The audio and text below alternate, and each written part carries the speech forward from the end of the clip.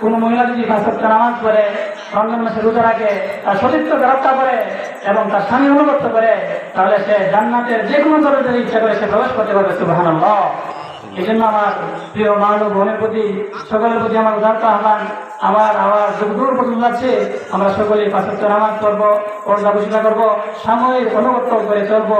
আল্লাহ পাক রব্বুল আলামিন আমাদের সকলকে আল্লাহ পাক রব্বুল আলামিনের হাবিবের যতগুলো নির্দেশিত পথ পদ্ধতি আছে সেগুলোকে গ্রহণ করে নিজের জীবনে বাস্তবায়ন করার তৌফিক দান করেন।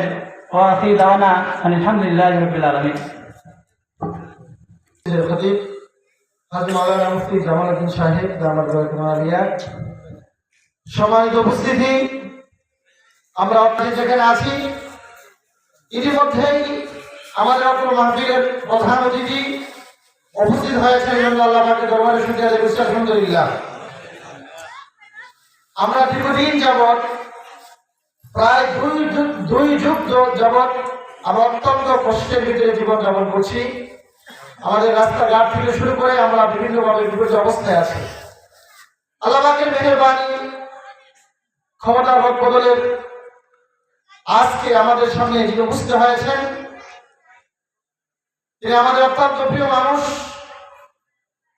যেটাকে আমরা সবসময় আমাদের বিপদে আপদে সুখে দুঃখে আমরা দেখতে পাই, এবং তিনি আমাদের সামনে সবসময় থাকবেন এই প্রতিশ্রুতি নিয়েই, যিনি অঙ্গীকারবদ্ধ। আমাদের ফুলবাড়িয়া থানার প্রতিনিধি,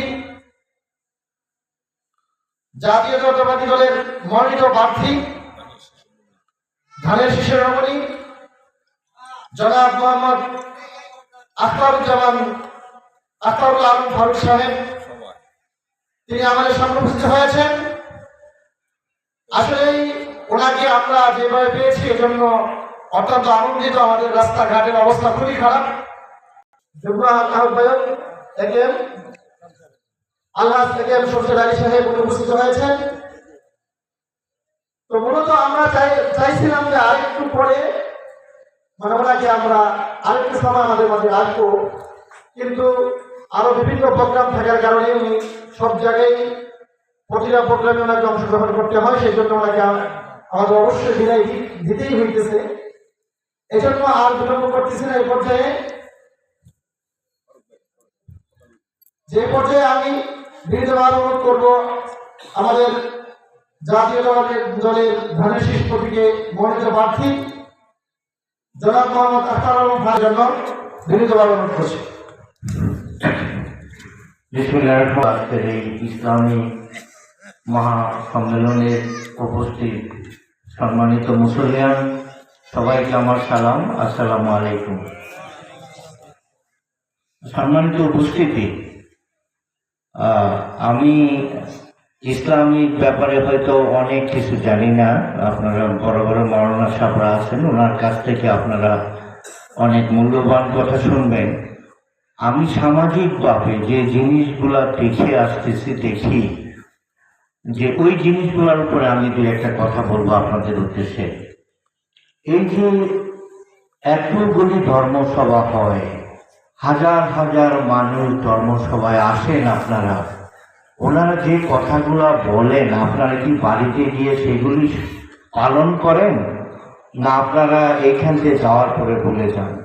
আরেকটা জিনিস লক্ষণীয়, ধর্মসভা হয় ইসলামী কথাবার্তা শোনার জন্য, আমরা কিভাবে আমাদের জীবন ধারাকে সুন্দর করব সেইগুলি বোঝার জন্য।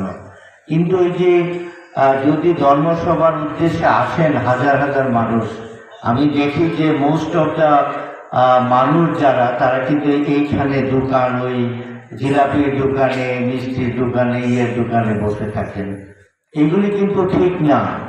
আপনারা যে উদ্দেশ্য এসেছেন সেই উদ্দেশ্য যাতে পরিপূর্ণতা লাভ করে, সেইটার জন্য ওনাদের চেষ্টা করবেন।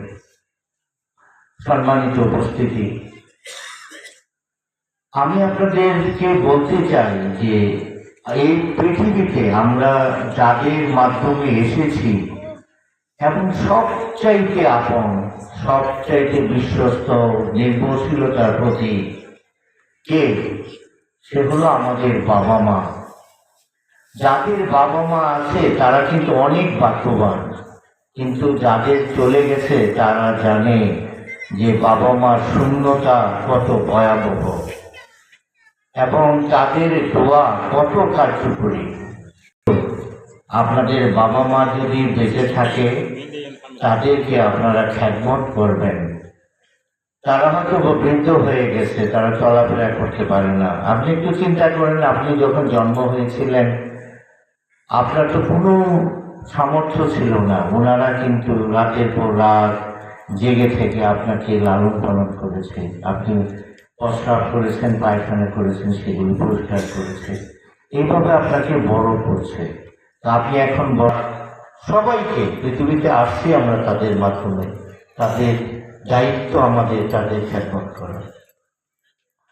আরেকটা জিনিস যে আমরা সমাজের ভিতর যে জিনিসগুলো দেখি, ওইটা আমি বলতেছি যে আপনার ছেলে মেয়ে যখন বড় হয় বা ক্লাস 5-এর পরে 6-এর থেকে যখন স্কুলে যায়, কলেজে যায়, আপনি এজ এ গার্জিয়ান হিসাবে আপনার দায়িত্ব যে আপনার ছেলে মেয়ে কার পরিবারে একবার মাদকের ছোঁয়া লেগেছে সেই পরিবার জানে যে এই যন্ত্রণা কত ভয়াবহ।